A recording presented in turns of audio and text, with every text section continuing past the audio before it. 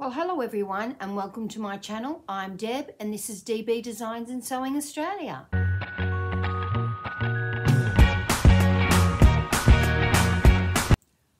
Welcome back if you're a subscriber, and welcome to any new subscribers. Today I'm going to be showing you part one of all of my dresses in my wardrobe. And I do have to do this in parts because there are so many of them. So I thought I'd start with the winter ones because it's going to be 30 degrees here today. We've finally got some summer weather. First of all, I'll tell you what I'm wearing. I'm wearing my pixie dress from Style Arc in the Secret Garden fabric. It's actually a really beautiful dress. And I've worn this dress a large amount of times. So let's get cracking with the first one. Now, the first one I've got to show you is the Coco dress by Tilly and the Buttons. I will put in an image of the pattern and an image of me in the dress. Now, this dress is in a flocked ponte from Spotlight. So it's actually really nice fabric. And I made this back in May in 2019. I really like the dress and it's very swishy. The only problem with the Coco dress is it's very big in the neck, really, really big in the neck. And it was well before I ever owned a cover stitch machine, so it's really just overlocked and then turned over and stitched down.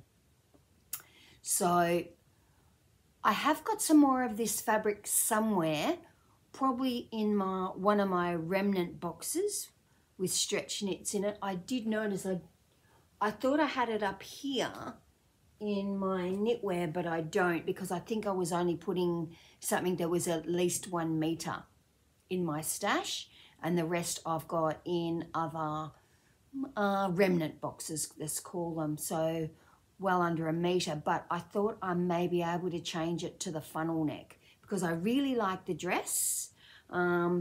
You don't need to wear it with a belt or anything. It's very swishy. It's actually quite big on me, but I don't mind that. I actually really like this dress. So that's my first one, and that's a Coco from Tilly and the Buttons. I really like the fabric in it. I think that's what it is. Now, I must have enough fabric to get a wind sheeter for probably in a size 1 or 2 out of it, which is why I will have kept that remnant. Now, the second dress I've got is what I call the Nina dress by Seamwork, and that's N-E-E-N-A-H. But I do realise that it has changed its name to the Lenny dress. So I'll put in both images, the image of my pattern where it's called Nina and the image that's now on Seamwork called the Lenny. And I made this in a black ponte. Now, I made this in June in 2019. It's starting to go a little bit pilly. This is ponte from Spotlight, and I have worn this dress to death. I can see it's got threads stuck all over it. I originally wore this without a belt, but now I wear it belted because it's quite big. I've lost a considerable amount of weight since 2019, so yeah, so I do need to wear it with a belt, and I'll often wear it with more threads all over it. Often wear it with a denim jacket over it. But I really, really love this dress and wear it quite a bit in winter. It's quite long, as you can see, for someone like me that's short. So I wear it usually with boots and a belt. So black boots, black belt, and sometimes if I'm not wearing a jacket with it, I will wear it with a scarf draped. And I've actually got a really long silk scarf that I bought in China when we went to like the silk, I don't want to say factory, but where they manufacture the silk and show you about silkworms and all that sort of thing. It's a really big scarf, so sometimes I will tuck that in, drape it across one shoulder and tuck it into either side of the belt. But a dress I wear quite often in winter, very warm and a lovely, lovely dress. I I think I should probably make a navy blue one or a cobalt blue one for this winter. Okay, so the third one I've got is the Lichen Duster. Now, this pattern's by So Liberated Patterns, and I absolutely love the image that So Liberated have. I'll put that up. I will insert a photo of that photo they have on their website. And this is why I chose a double gauze. I really, really like the dress. It's really comfortable. I did make a 16, which is probably a bit on the large side, but it's a wrap dress, so you know that's no big deal. I made this in March 2021, and it's got an obi belt that goes with it, but every time I look in the mirror it just screams, you've got a dressing gown on to me. And so one of my sisters suggested, why don't you wear a brown leather belt with it, which did make it look much more like a dress rather than a dressing gown. I'll never get rid of it because I really love this, and it's a huge amount of fabric in it, and quite a bit of work in it as well. So it is a really gorgeous dress, but I have to get my mindset out of this looks like a dressing gown. But another one of my makes that I really, really like. And I do wear it occasionally with a brown leather belt. I don't have any long brown leather boots, so maybe that's something I'll keep in mind for this winter. I've got every other sort of boot. Now the next one I've made, I've worn once. Now this is the Burda 6829, and it's in a Panay velvet. And it looks like you can see right down the front of it, but it actually sits over your boobs like that. And it's asymmetrical, which one, I don't know why I would make something that's asymmetrical when I'm OCD. So,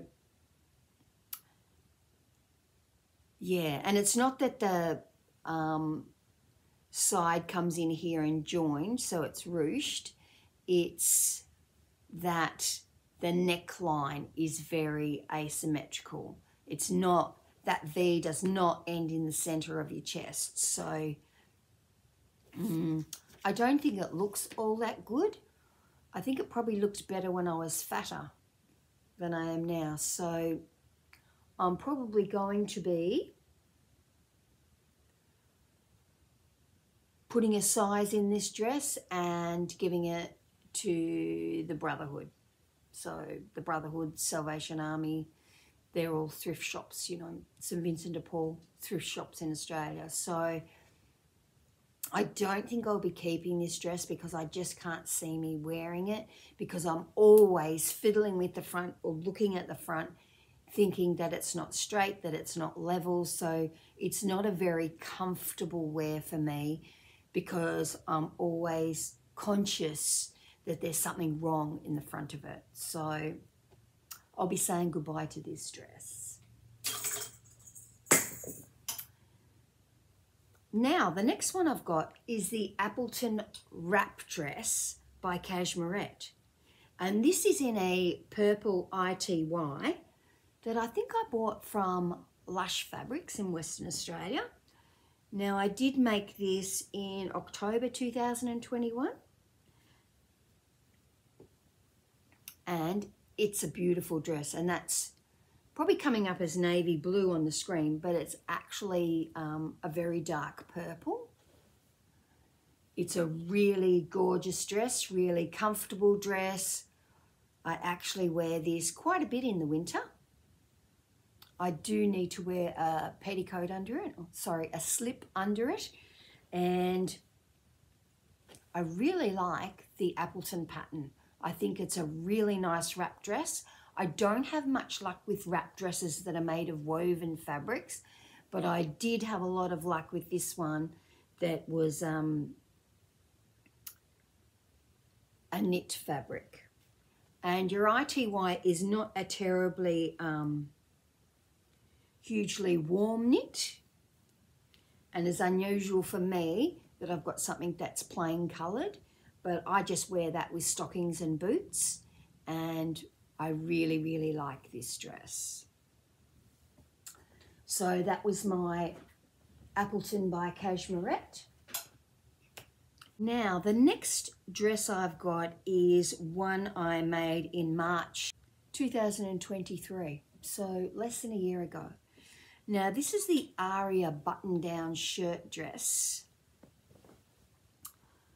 by Love Notions. Now, it's the one with the collar that's already joined to the collar stand, so it's all one piece, which I quite like, but what I don't like is that your front folds that create your front do not have a lining inside them, or they don't have a facing, or even though I'm not a facings person, yeah, I can see it when I'm wearing it. Plus, I put a frill on the bottom. Plus, I just don't like the way it looks. I really don't like the way it looks as a dress. So, but I really like the fabric. Now, this is a navy blue, quite a lightweight cotton sateen that I got from Spotlight. I'd seen this fabric for a few months before I ever purchased it, and I was always going to make a shirt with it. And then I thought, oh, I'm going to make this shirt dress.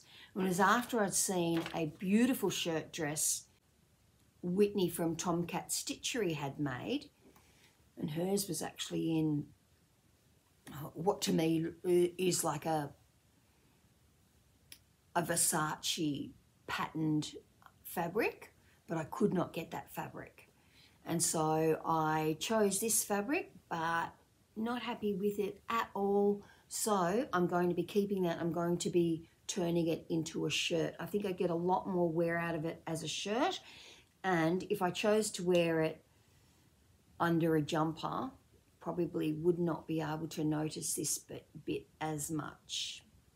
I haven't got a button and buttonhole at the top, but I generally wouldn't wear it done up like that anyway. It looks a bit like a man's shirt. But yeah, very happy with the make. The pattern's really good and really easy to follow. It's got an inverted pleat at the back. It's got cuff plackets, sleeve plackets and nice cuffs. But as a dress, I don't wear it. I think I've worn it once. So I think if I turn it into a shirt, I'm going to get much more wear out of that. So that's my Aria shirt dress. Now the next dress I made, so I'm doing this in order of makes as far as I can see, because I don't always put the dates in my book, and I should, was my Society dress by Gertie. So I just will insert photos because I'm not unpacking it. It's not a dress I keep on a hanger. It's a dress I actually keep wrapped up in tissue paper in a box. Because of the weight of the stretch velvet, it would be this much longer than it was before.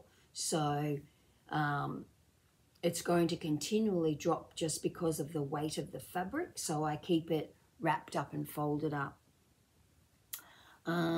That was in a stretch velvet that I bought from Spotlight, and I originally had 3 meters, and then when I decided what I was going to make with it, I was able to buy exactly the same fabric at a different Spotlight.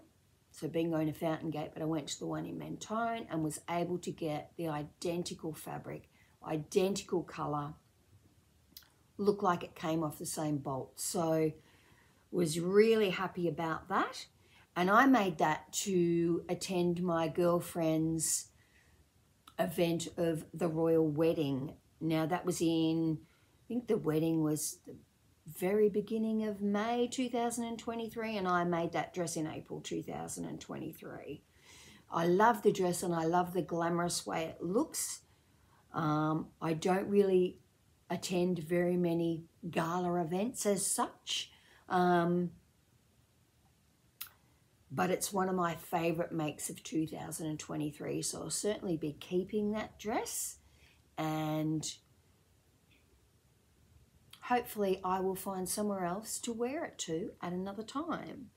But really, really love it. Found really helpful things other people had put on YouTube regarding the very centre front and making sure it wasn't sort of puffing out in a puckered manner, and sort of, if you watch my video from when I made it, sort of designed a new way of putting that together. Because your fabric's a stretch fabric, it's really actually quite difficult to make that remain flat. So I managed to do that, and I was really happy with the end result. So that was my 7th make for my winter dresses.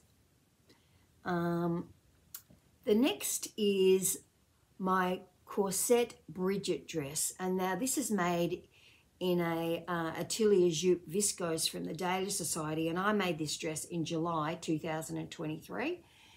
It is one of my favourite winter day dresses. It can tend to get a little bit low, so I'm thinking I will pop a clear press stud up here, just under the edges of the collar, so you can't see it, just to bring up that neckline slightly. But I can certainly see myself making another one of these dresses for winter. I really love the viscose. Now, this is the Atelier Jupe viscose, and it's really not a really lightweight viscose, and it's not a silky viscose. So it is actually quite warm. Did wear a slip under it, and tights and boots. Yes, really love this dress. Love the pattern of it. Just love the fabric. So that was that make. Now this is my last make in my winter range, and this is the Inns dress by Stylark. I'm supposing that's how you say it. I keep on thinking it's Innis, but it's not. It's Inns dress by Stylark, and I made this in a magenta ponte. This colour does not come out on my screen anyway the way it is, because it sort of looks like a dull watermelon colour. It's actually a bright magenta colour. Love this dress. Didn't know if it was actually too long in the waist for me, but then when I went and looked at all the other things, and from what everyone else had told me, it is hitting me in the right place. I think I originally made a much bigger size and had to cut it down considerably, but really happy with this. And the quality of the fabric is just beautiful. You can see the great finish you could get on the neckline. I did do that with a cover stitch machine. So really happy with this dress. Haven't worn it yet because even though I keep on saying it's cold, it's not that cold yet. So I will be looking forward to wearing this probably in autumn. I'll start to wear it. And yeah, really thrilled with the outcome of this dress. I think I'll make another one in winter time. I might see if I can extend the sleeves a bit. I'm not sure how that would look. Can always extend the sleeve, put it on, wear it, and then think, no, it looked better with shorter sleeves, and change it back. So yeah, really happy with this dress, really happy with the outcome of it. I think it'll be a great autumn dress.